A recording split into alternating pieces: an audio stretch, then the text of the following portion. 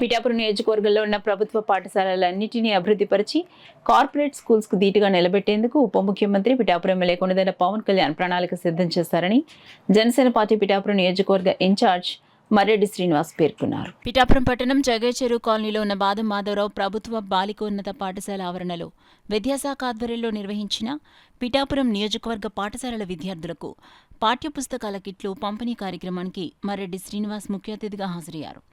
ముందుగా పలువురు ప్రముఖులు విద్యార్థులు పలువురి కార్యక్రమాన్ని ఉద్దేశించి మాట్లాడారు.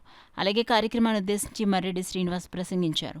ఈ సందర్భంగా మర్రెడ్డి శ్రీనివాస్ చేతుల మీదుగా పాఠ్యపుస్తకాల కిట్లను విద్యార్థులకు అందించారు.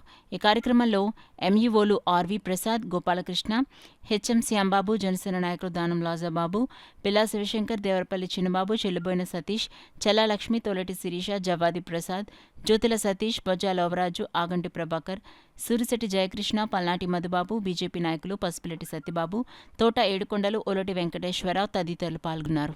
మీరు ఏవైతే ఈ కార్పొరేట్ స్కూల్లో ఉన్నాయో చూడండి, అవి కనీసం కాలు పెట్టడానికి కూడా చోటు ఉండదు.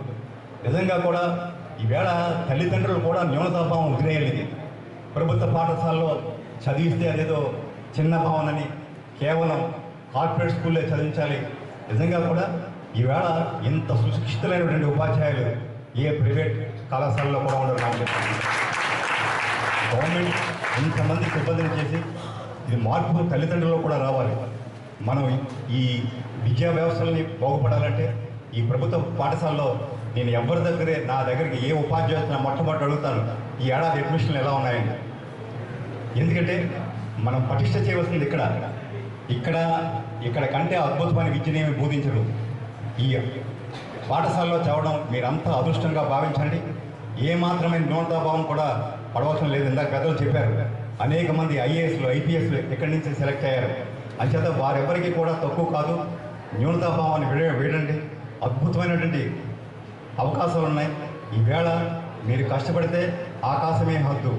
ఈవేళ నిజంగా కూడా ప్రపంచం ఏ స్థాయిలో ఉందంటే, గతంలో ప్రభుత్వ ఉద్యోగులు ఉన్నప్పుడు కొన్ని వర్గాల వరకు కొన్ని ఆటలకు అని ఉండేది. ఎప్పుడైతే స్వేచ్ఛాయుతమైన వాతావరణం ఎకానమీ ఓపెన్ అయిందో అందరికీ అవకాశాలు ఉన్నాయి.